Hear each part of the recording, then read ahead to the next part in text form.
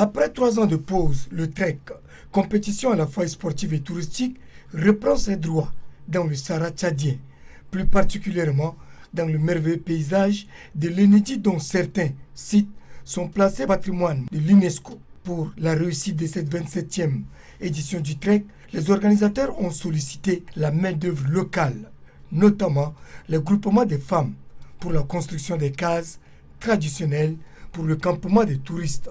Qui dit tourisme dit activité économique. Il est important pour nous au niveau du trek qu'il y ait la majorité de l'argent qui est collecté par la participation des coureurs est une retombée locale.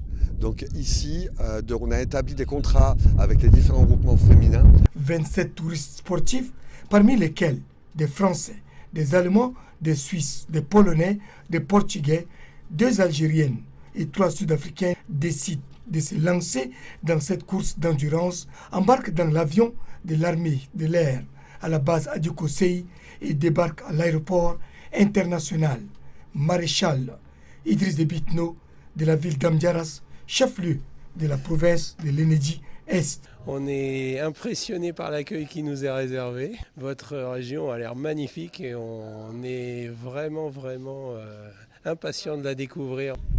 Je suis ravie d'être au Tchad. Tout le monde est là pour nous accueillir, c'est vraiment chouette.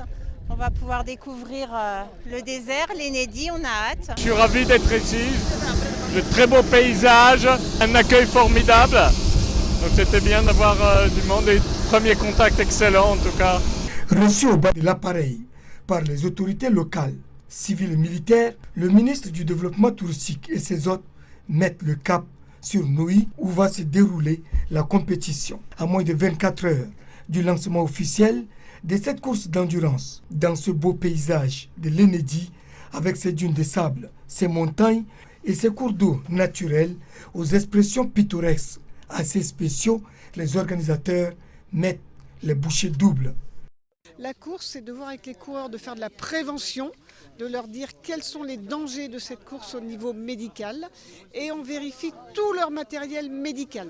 C'est-à-dire, est-ce qu'ils ont tous les médicaments qu'il faut au cas où il y aurait un problème et quels sont les médicaments qu'ils pourraient avoir et qui les mettraient en danger. Ce GPS contient les parcours que les coureurs doivent suivre. Et donc on leur donne un GPS avec des piles pour qu'ils puissent trouver leur chemin. Les balises satellites, ça nous permet de savoir où sont positionnés en temps réel tous les concurrents. Il est 7h12, ce mercredi 19 février 2025. Les autorités sont à l'entrée du campement, point de départ de cette 7e édition du trek. Les 26 touristes occidentaux se lancent dans cette vaste nature pour cette merveilleuse aventure. Répartis sur 3 distances, 5 s'engagent pour le marathon qui s'établit sur une distance de 54 km. Les 3 se donnent pour le half trek long de 90 km et les 18 autres se défient au trail, la plus longue distance du trek. Elle s'étend sur 180 km. Le ministre du Développement touristique, de la Culture et de l'Artisanat, Abakar Teguil, se réjouit de la reprise de cet événement touristique d'envergure grâce à l'engagement des plus hautes autorités du pays. Les treks illustrent parfaitement la capacité de notre territoire à proposer une offre touristique authentique. Permettez-moi d'exprimer notre plus profonde gratitude au maréchal Mohamed Idriss Déby Itno, président de la République, chef de l'État, pour son soutien indéfectible à la promotion du tourisme dans notre pays. Au finish de cette course d'endurance, dans ce beau et vaste paysage, c'est le trekker suisse Alexander Schers qui parcourt les 54 km par moment sous les rayons ardents du soleil de plomb saharien en 7h20. C'était dur, mais it was very nice, yeah. The heat and everything, but it's beautiful. La Française Ludivine Hers s'est imposée aux 90 km, suivie de son compatriote Raymond David et de la Sud-Africaine Georgine Lookwood. Deuxième ex aequo. Dans la journée, on a pu bien profiter des beaux paysages. Et après, la chaleur du Tchad n'a pas été facile à supporter.